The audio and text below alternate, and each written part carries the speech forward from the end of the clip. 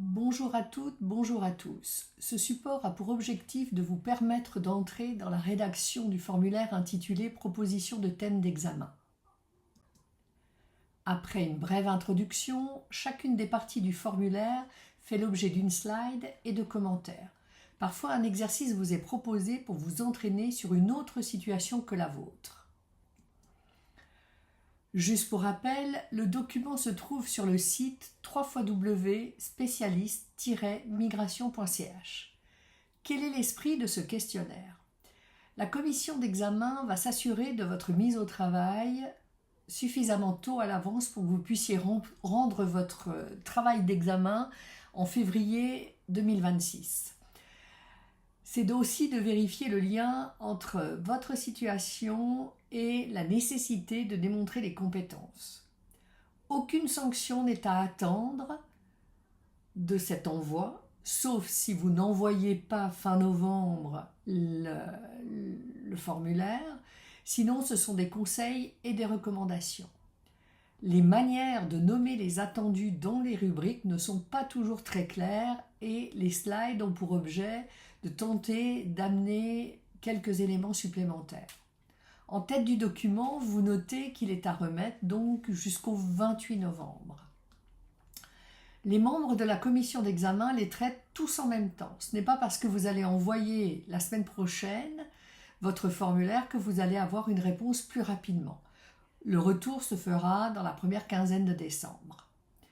Pour des raisons diverses et variées, vous n'avez pas tout à fait terminé le questionnaire à remplir le 28 novembre. Vous envoyez malgré tout votre travail dans l'état où il est. La conséquence directe, si vous ne l'envoyez pas, vous ne serez pas inscrit à l'examen. Notre invitation aussi, qui est notée en rouge, c'est de respecter le nombre de pages, donc 4. Les différentes rubriques du formulaire sont commentées.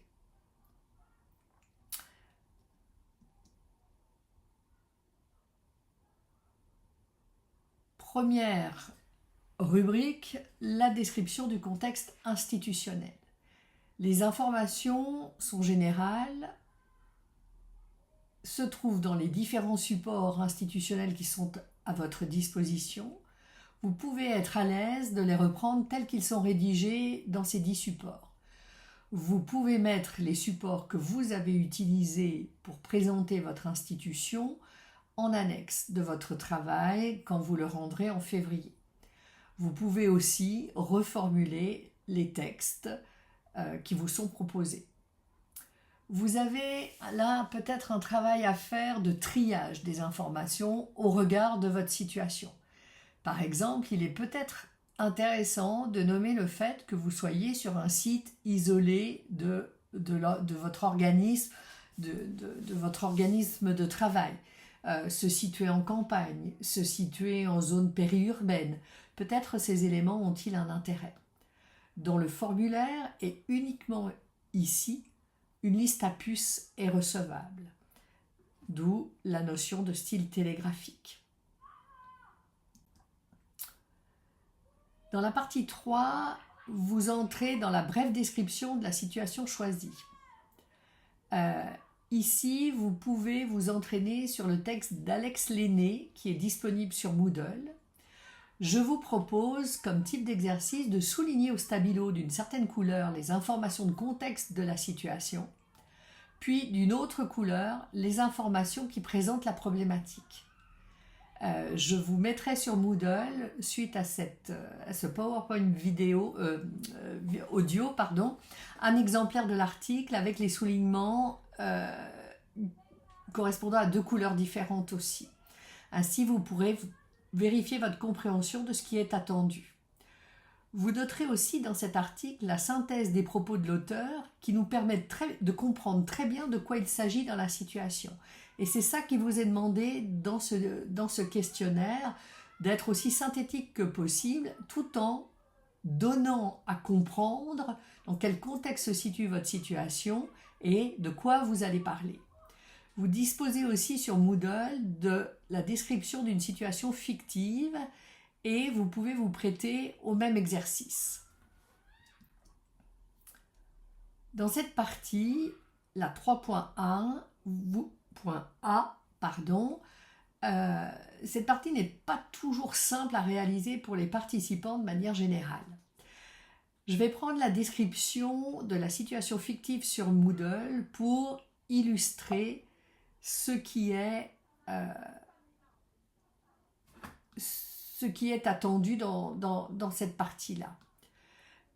Partir de cet exemple peut vous aider à transférer sur votre propre situation. Voilà ce que j'écrirai dans le formulaire. La situation que j'ai choisie me permet de décrire mes actions, ce qui se passe dans ma tête avant, pendant, mais aussi mes interactions verbales et non verbales avec des jeunes. D'illustrer comment je collabore en équipe et comment je me situe dans un rapport à la hiérarchie. C'est dans la partie réflexion que je vais pouvoir mobiliser des apprentissages réalisés pendant la formation et témoigner d'un changement de regard dans ma compréhension des situations professionnelles. La description du temps de la conduite d'entretien favorise la démonstration des postures d'accompagnement, mais aussi d'encadrement. Voilà comment je répondrais si j'étais au cœur de la situation fictive déposée sur Moodle à ce 3.A. Pour le 3.B, il est question des conditions cadres de la situation. Selon comment vous allez décrire brièvement votre situation, certains éléments seront redondants. N'en soyez pas inquiets. Il y a des répétitions, d'où ma proposition d'utiliser un style télégraphique. Là aussi, vous disposez des deux mêmes ressources pour vous entraîner. Cette partie-là ne présente pas de grosses difficultés. Souvent, c'est la question des répétitions qui est soulevée par les différents participants. Dans la partie 3C, vous aurez à mettre en lien votre rôle professionnel, l'exercice de votre rôle professionnel et votre fonction dans l'institution. Ici, vous décrivez succinctement comment vous exercez votre rôle et de nouveau, je vous propose une illustration à partir de la situation fictive déposée dans Moodle. En ma qualité de collaboratrice sociale, mon cahier des charges stipule que je dois faire respecter le règlement interne du centre et que je contribue avec l'équipe à un environnement de vie satisfaisant. Ce sont ces éléments qui m'ont prioritairement conduite à intervenir auprès de ce groupe de jeunes. Voilà ce que je dirais dans cette partie 3.C si j'étais la collaboratrice décrite dans la situation fictive. Pour la 3.D, il vous est demandé de dire quelques mots sur votre approche et votre action concrète. Ici, si la situation s'est déroulée il y a plusieurs mois, il n'est pas attendu que vous puissiez apporter des éléments en lien avec le savoir. Ceux-ci apparaîtront dans la partie réflexion que nous allons voir plus loin. Poursuivons avec le même exemple. Voilà ce que je dirais si j'étais l'actrice de la situation déposée sur Moodle. L'organisation d'un entretien au cours duquel j'ai été accompagnée par l'éducateur de ces jeunes m'a permis de développer une approche centrée sur la compréhension de la situation et des émotions qu'elle a suscitées chez les jeunes et chez moi. De plus, j'ai cherché à les faire participer à leur niveau à la réflexion sur ce qui a provoqué le différend et comment ils pouvaient dépasser ce conflit. Je n'en dirai pas plus dans cette partie 3.D. Pour la partie structure du travail d'examen, vous vous reportez au document intitulé « Guide de référence pour la rédaction du TE » sur le même site sous l'onglet « Documents ». Vous pouvez reprendre les intitulés des parties sans scrupule. Effectivement, le guide de référence vous donne des indications de ce qu'on doit trouver dans l'introduction.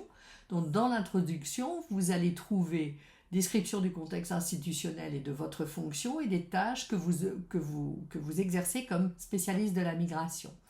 Dans la partie 2, vous avez le contexte de la situation professionnelle. Donc là, c'est une description des éléments de contexte qu'on a vus dans une slide précédente. Vous pouvez reproduire quelques éléments, quelques mots-clés suffisent. Vous ne personnaliserez la table des matières que depuis la partie 3, description de la situation professionnelle. Car c'est ici que vous indiquerez quelles sont les compétences de spécialiste de la migration que vous allez illustrer.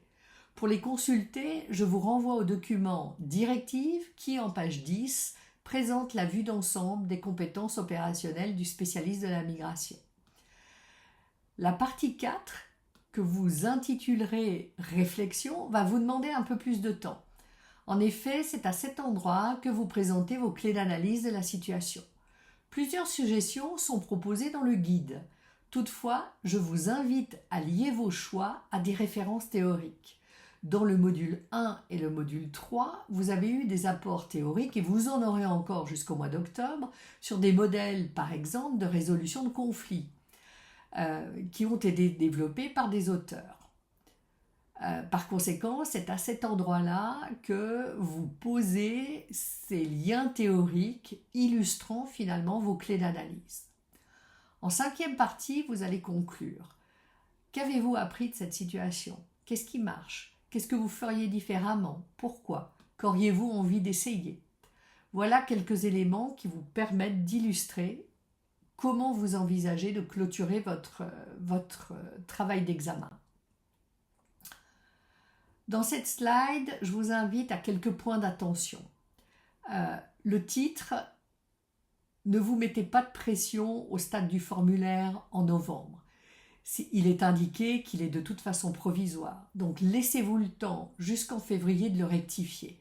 Car c'est souvent lorsque vous avez terminé de rédiger votre travail que vous avez la révélation quant au titre. La longueur du questionnaire est à respecter. La commission veut encore une fois vous s'assurer que vous êtes au travail sur ce travail d'examen. Donc, ne vous mettez pas trop de pression à en dire trop et ils ne vont pas se positionner comme des concurrents aux experts qui liront votre travail. Si votre situation vous place dans l'une ou plusieurs de ces 3 postures que sont l'encadrement, le conseil ou l'accompagnement, alors vous travaillez sur les compétences du spécialiste de la migration. Les situations professionnelles que vous choisissez mettent en scène des personnes issues de la migration. Vous êtes au cœur de la pratique du métier de spécialiste de la migration. Donc pas de souci sur cet élément-là.